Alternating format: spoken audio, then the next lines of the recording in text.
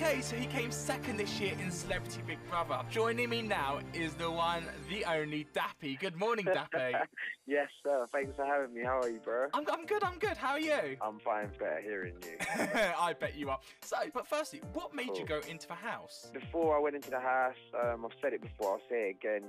The public had this misperception of me, and certain groups of the media painted me out to be some vile monster, and I'm far from that. So I just wanted to go and repaint that picture in order to be able to sell my music and get it to everyone's ears. You went into the house with the name Dappy, yeah. And that's obviously how the media know you. You know, you've got a face on. You went in the house and you kind of showed the side of you we've never seen before, like a very jokey, very cheeky side. And your real name's Costadinos. So did we get to see?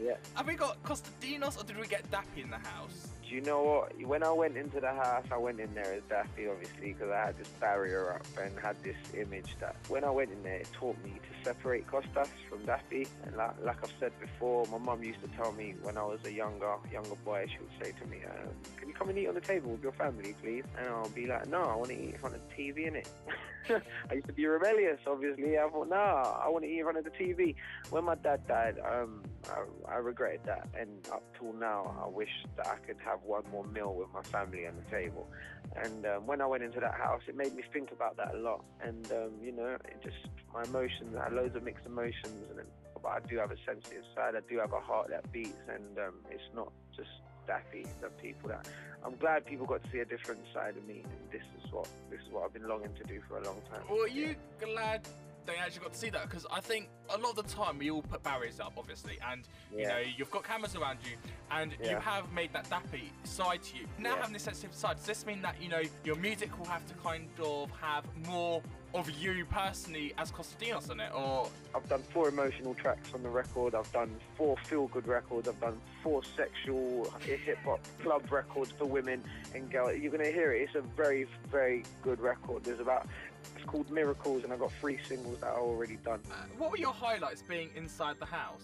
When Jim's family walked through the door, that was one of my highlights. That touched my soul. I think everyone cried. That was the best task ever. I think everyone cried every single time someone came over, as an audience as well as you guys. Yeah, it was mad.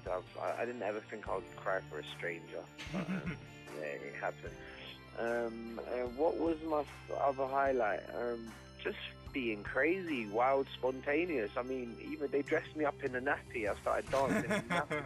And to be honest, it was an honour to be in there, and it was a breathtaking experience, and I wouldn't change anything. It was the best thing I could have done in my career at that specific moment in time. What 5 words sum up your Big Brother experience? Okay, wild, spontaneous, sexual, emotional, and I'll let you take the 5th one. Okay, so the 5th one is going to be journey setting. I think this has opened up your doors. That's 2 words. Wow. But was there ever a time you wanted a wall? Yes, there was. I can't lie. Obviously, they made me do this IQ test, and obviously, I'm not really good with all that type of. I'm more streetwise than bookwise, you see. And like I said before, I harbour what I utilise in life, and that's music, metaphors, double meanings, and writing epic music to help people get along, to help people get through in life. And have you spoken to any of the other housemates since you've been out of the house? Since I've been out the house, yeah, I talked to Lulu, I talked to Jasmine, I talked to Lee Ryan, I talked to Obi. I spoke to all 5 of them yesterday, one by one after the other. Okay. And Jim, I spoke to Jim twice yesterday. Me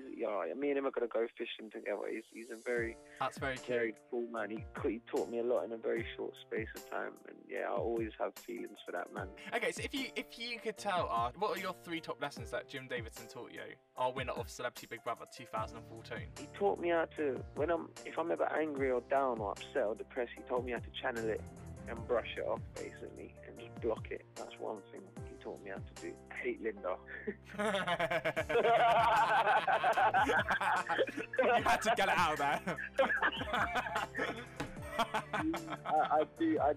I did love Mama Lynn. She was cool, but she just had it in for us, and the other thing he taught me is to be a gentleman and how to just be a cool person, even though I'm cool anyway and I'm a gentleman anyway. That's amazing, to get that in 3 weeks, to find someone who genuinely has an interest in you and, could make that much of an effect on you is amazing. Of course, I actually care for him. I actually care for that man, and I know he cares for me too. And I speak to him like twice a day, once a day since we've been out, and it's just beautiful thing, you know, when two different type of people get to know each other like that. And I understand why it was so nice for viewers to see, and why it was by far the best Big Brother that's ever happened. Even just being in there, like the amount of things I've seen that haven't been aired, you wouldn't believe. Like, that was the craziest 26 days I've ever had. Is this appropriate for radio, or is this an off-air topic? Yeah, this is an off-air topic. Okay, what's about off-air? 2 relationships are formed in the house. We had Sam and Ollie, and Jasmine and Lee. And obviously, you are our inside man. So a week on since they all left Big Brother, where are they now? Are they together, or...? You know what, I'll tell you about Lee and Jasmine, because they don't mind. Yeah, they're together, and they're beautiful. They're very nice together, and may the Lord be with them. And I don't know about Sam and Ollie. So. You've left the house now, and you've got your new album coming out, which will get you back on scratch soon to talk about. Oh yeah. What about N-Dubz as a band? Could you get back together at some point? Definitely. Obviously, I've had 3 number ones in my time solo-wise. I want my aim is to get another 2 that will make it 5 under my belt, and then I'll bring back the group. Not saying that they're waiting on that, because they're doing their individual stuff and whatnot, production and fashion to Lisa and whatnot.